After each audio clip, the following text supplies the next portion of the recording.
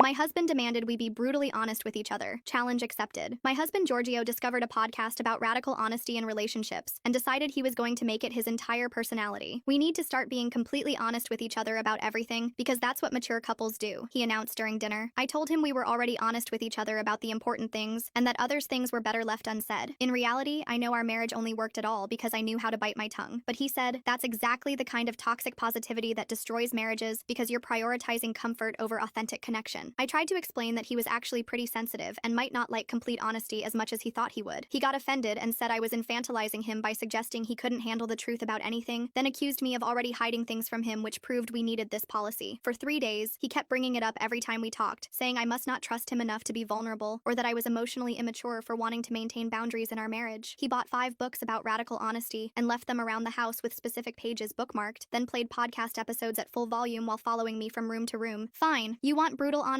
We'll do brutal honesty, I finally said when he woke me up at midnight to discuss why my resistance to transparency was a red flag. He literally clapped his hands like a child and said this would revolutionize our marriage and bring us closer than ever. The next morning, he asked why I'd been quiet at his parents' anniversary dinner last weekend, so I figured now was as good as time as any to start. Because your mother spent the entire night comparing me to your ex-girlfriend who's now a surgeon, because she doesn't know that you helped her cheat her way through medical school, I said while buttering my toast. Giorgio's face went slack and he said that was unnecessarily harsh, but I reminded him this was his idea. Also, your dad kept touching our waitress inappropriately, and everyone pretended not to notice because that's what your family does with uncomfortable truths. He started to argue, but I kept going with the honesty he'd demanded. Your brother told me at Christmas that your parents only pretend to support your business ideas because they're terrified you'll have another breakdown like when you dropped out of law school. His coworker Miles came over to watch the game that afternoon, and Giorgio made the mistake of bragging about our new honesty policy and how evolved our relationship had become. Since we're being honest, Miles, you should know that Giorgio only invites you over because everyone else finds him exhausting and you're too polite to say no, I said while bringing them snacks. He actually thinks you're boring, but you always bring good beer and never stay too late, which makes you the perfect guest who requires minimal effort. Miles looked between us uncomfortably while Giorgio tried to laugh it off as a joke, but I reminded him that jokes weren't part of radical honesty. Oh, and that promotion he's been bragging about is actually just a lateral move with a fancier title because his boss wants him to quit but doesn't want to fire him. Miles suddenly remembered he had somewhere to be and left while Giorgio followed him to the door trying to explain. Thursday night was dinner with his parents at their country club, where his mother always made sure everyone knew how successful their family was. When his dad started his usual speech about building everything from nothing and the importance of family values, I decided radical honesty should apply here too. It's interesting you mention values when Giorgio spent $8,000 on OnlyFans last year that he hid in business expenses, I said while cutting my steak. His mother dropped her wine glass while his father turned purple, and Giorgio kicked me under the table frantically. He told me it was networking for his podcast about modern relationships, but honestly he was just addicted to a creator named Candy, who convinced him they had a real connection. His mother started hyperventilating while other diners turned to stare at our table. The credit card company called me about fraud, but it was just Giorgio buying her entire Amazon wish list, including a hot tub that got delivered to Phoenix. By Friday, Giorgio was begging me to stop the honesty policy, saying I'd misunderstood what he meant, and that I was being cruel instead of constructive. You wanted brutal honesty, but only if it made you feel good about yourself, I said, while he sat on the couch looking defeated. You thought I'd tell you that you're secretly amazing and everyone else is wrong about you, but the truth is, everyone tolerates you because of your parents' money and connections. He started crying and said I was destroying him on purpose, that I'd turned something beautiful into a weapon. I sat down next to him and took his hand gently, looking into his eyes with complete sincerity, as his phone buzzed with another text from his mother asking where his father was. I showed him my phone screen and said, your dad isn't at a medical conference in Miami. His 23-year-old mistress just posted them shopping for cribs at Bye Bye Baby. Don't you think you should tell your mom the truth? Giorgio grabbed my phone out of my hand so fast I barely saw him move, and started typing with shaking fingers that his dad was stuck in traffic somewhere on I-95. His hands trembled so bad he kept hitting wrong letters and having to delete them while tears rolled down his face onto the screen. I watched him type out this obvious lie to protect the same parents he'd spent 3 days demanding I be brutally honest with about everything. The phone buzzed immediately with another text from his mother asking why his father wasn't answering his own phone if he was just stuck in traffic. Giorgio looked at me with pure desperation in his eyes, silently begging me not to say anything about what we both knew was happening in Miami. I took my phone back from his sweaty hands and typed that we should all meet for coffee tomorrow morning to talk about something important. She texted back asking what was going on, but I just said we'd explain everything in person, and turned the phone off. Giorgio spent the rest of that night pacing around our living room, alternating between screaming at me for ruining his family and having panic attacks about what was coming. He accused me of planning this whole thing from the beginning just to destroy him and everyone he loved. I reminded him calmly from the couch that he literally demanded complete honesty for 3 straight days, and I was just following his rules exactly like he wanted. He threw a coffee mug at the wall and it shattered while he yelled that this wasn't what he meant, and I knew it. Around 2 in the morning when neither of us could sleep, I heard him on the phone with his brother in the guest bedroom warning him about what was about to happen. His brother wasn't even surprised about their father and admitted he'd known about other women for years but never said anything. This revelation sent Giorgio into another complete spiral about what else everyone had been hiding from him his whole life. He came back to our bedroom crying and asking over and over why his brother never told him the truth about their dad. The next morning, Giorgio insisted on going to meet his mother alone first to soften the blow before showing her the evidence. I agreed, but told him I'd already forwarded all the screenshots to myself in case he tried to delete them to protect his father. He looked at me like I was a complete stranger who'd invaded his home and destroyed everything he thought was real. While he was gone meeting his mother at some coffee shop downtown, I opened my laptop and started researching divorce lawyers in our area. I found one named Vicky Ridley who specialized in high-conflict divorces and had amazing reviews from women in similar situations. I called her office and made an appointment for next week, then drove to the bank and opened my own checking account. The teller helped me transfer exactly half our joint savings into the new account, while I thought about how this marriage was definitely over. Giorgio came home 3 hours later looking like someone had died, which I guess in a way something had died that morning. His mother didn't believe him at first and accused him of making up lies to hurt her for some reason. Then she demanded to see the evidence herself, so he had to show her the Instagram posts of her husband shopping for baby furniture with a woman younger than Giorgio. She left the coffee shop without saying another word and went straight to her sister's house where she wasn't answering anyone's calls. His father started calling both our phones non-stop around lunchtime, leaving increasingly angry voicemails about defamation and slander. First, he threatened legal action saying we'd photoshopped everything and he'd sue us for destroying his reputation. Then he pivoted to offering us money to keep quiet about the whole thing and delete all the evidence. Giorgio listened to each message, getting more and more disgusted with the man he'd worshipped his entire life. By evening, his father showed up at our house, pounding on the front door, demanding to speak with me directly about my lies. Giorgio wouldn't let him in, and they ended up screaming at each other on our front lawn for everyone to see. The neighbors definitely heard everything about the affair and the baby, and even the